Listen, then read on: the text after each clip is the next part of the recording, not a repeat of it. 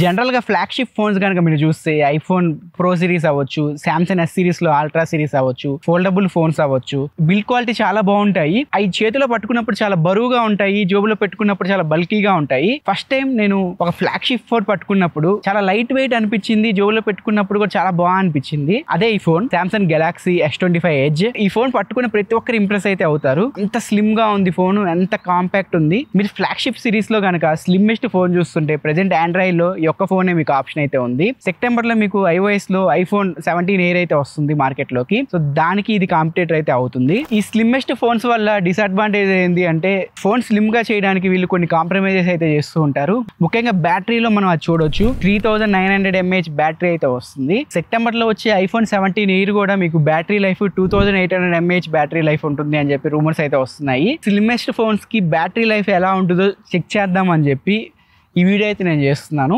ఈ ఫోన్ని రకరకాల సినారియోస్లో రకరకాల టెస్ట్లు అయితే చేస్తాను. నా ఎక్స్పీరియన్స్ని మీతో అయితే షేర్ చేసుకుంటాను. ఇంకా ఆలస్యం చేయకుండా వీడియో స్టార్ట్ చేద్దాం. డే 1 ఫస్ట్ రోజు 100% ఛార్జింగ్ చేసి 100 నుంచి 0% వరకు ఓన్లీ వైఫై పైన BGMI అయితే ఆడాము. సో దాని రిజల్ట్ ఎలా వచ్చిందో ఒకసారి మీకు చెప్తాను. మొత్తం స్క్రీన్ ఆన్ టైం వచ్చేసరికి 5 hours 6 minutes అయితే వచ్చింది.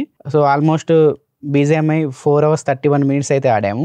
ట్విట్టర్ 12 minutes అయితే యూజ్ చేసాము. మీరు ఈ ఫోన్ని ఫుల్ ఛార్జింగ్ పెట్టి 100% నుంచి 0% వరకు గేమ్ ఆడాలి అనుకుంటే హెవీగా 5 గంటల వరకు బ్యాటరీ లైఫ్ అయితే వస్తుంది. డే 2 100% ఛార్జింగ్ పెట్టి 0% డౌన్ అయ్యే వరకు ఓన్లీ యూట్యూబ్ వీడియోస్ అయితే ప్లే చేసాము. అప్పుడు బ్యాటరీ లైఫ్ ఎంత వచ్చిందో ఒకసారి చూద్దాం. ఒకవేళ మీరు వైఫై పైన ఏమైనా మూవీస్ చూడాలన్నా, యూట్యూబ్ వీడియోస్ చూడాలి అన్నా రోజు మొత్తం 100% నుంచి 0% వరకు డ్రైన్ చేస్తే దాదాపు స్క్రీన్ ఆన్ టైం 7 గంటల 30 నిమిషాలు అయితే వచ్చింది. జనరల్గా మీరు ఫ్లైట్లో వెళ్తున్నప్పుడు మూవీస్ డౌన్లోడ్ చేసుకుంటారు కదా, సో అలా మూవీస్ డౌన్లోడ్ చేసుకొని మీరు చూసే పని అయితే మీకు స్క్రీన్ ఆన్ టైం 7 గంటల నుంచి 7:30 గంట మధ్యలో అయితే వస్తుంది. ఈరోజు చాలా ముఖ్యమైన రోజు. ఆ రోజు మా వైఫ్ నా దగ్గరికి వచ్చి షాపింగ్కి వెళ్దామని చెప్పింది. ఆ రోజు షాపింగ్కి వెళ్లకుండా మా వైఫ్ని నేను ఆపలేకపోయాను, కానీ నా మొబైల్లో వైఫైని మాత్రం ఆఫ్ చేశాను. నా మొబైల్లో వైఫైని ఆఫ్ చేసి ఓన్లీ మొబైల్ డేటా పైన ఆ రోజు మొత్తం ఫోన్ అయితే యూజ్ చేశాను. ఆ రోజు నా బ్యాంక్ బ్యాలెన్స్ ఎలా అయితే తగ్గిందో ఈ మొబైల్లో బ్యాటరీ కూడా అలాగే తగ్గింది. నేను ఏ యాప్స్ యూజ్ చేశాను, ఎంత బ్యాటరీ డ్రైన్ అయ్యిందో ఒకసారి చూద్దాము.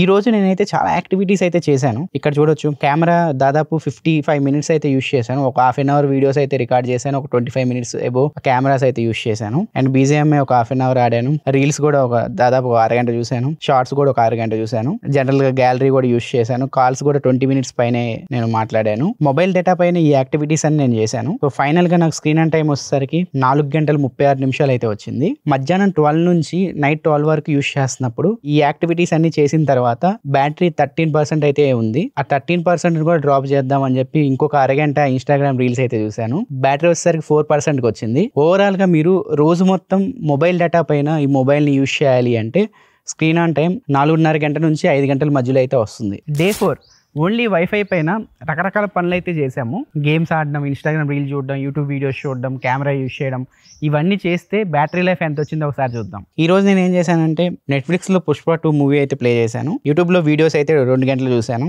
ఇన్స్టాగ్రామ్లో రీల్స్ 1 hour 2 minutes అయితే చూశాను. BGMI 48 minutes అయితే ఆడాను. ఒక ½ an hour కెమెరా అయితే యూజ్ చేశాను. ఈ యాక్టివిటీస్ అన్ని చేసిన తర్వాత ఫైనల్గా నాకు వచ్చిన స్క్రీన్ ఆన్ టైం వచ్చేసరికి 8 గంటల 50 నిమిషాలు వచ్చింది.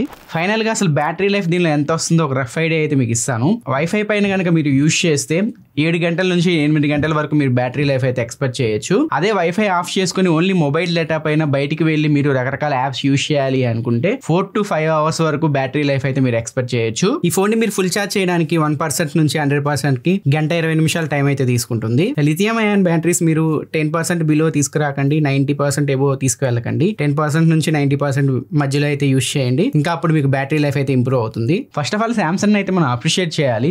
ఫోల్డబుల్ ఫోన్స్ కానీ ఫ్లిప్ ఫోన్స్ కానీ వీళ్ళే ఫస్ట్ మార్కెట్ లోకి తీసుకొచ్చారు. సో అందరు దీన్ని ఫాలో అవుతూ ఉన్నారు ఈ ట్రెండ్ ని. ఇప్పుడు ఫస్ట్ స్లిమ్మెస్ట్ ఫోన్ అయితే మార్కెట్ లోకి తీసుకొచ్చారు. నెక్స్ట్ సెప్టెంబర్ లో ఐఫోన్ అయితే వస్తుంది, ఐఫోన్ 17 ఎయిర్. అది కూడా స్లిమ్మెస్ట్ ఫ్లాగ్షిప్ ఫోన్. ఫ్యూచర్ లో OnePlus తీసుకురావచ్చు. మిగిలిన కంపెనీస్ కూడా ఒప్పో, వివో వీళ్ళు కూడా స్లిమ్మెస్ట్ ఫోన్స్ అయితే మార్కెట్ లోకి తీసుకొస్తాయి. ఇక్కడ సామ్సంగ్ చేసిన పెద్ద తప్పు ఏంటంటే లిథియం అయాన్ బ్యాటరీస్ కి అయితే వీళ్ళు వెళ్ళారు.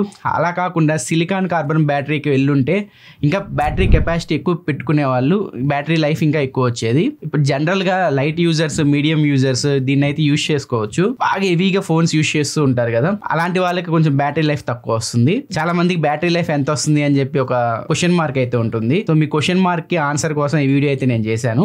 సో క్లారిటీ అయితే వచ్చింది అనుకుంటున్నాను సామ్సంగ్ S25 Edge లో మీకు బ్యాటరీ లైఫ్ ఎంత వస్తుందో అని.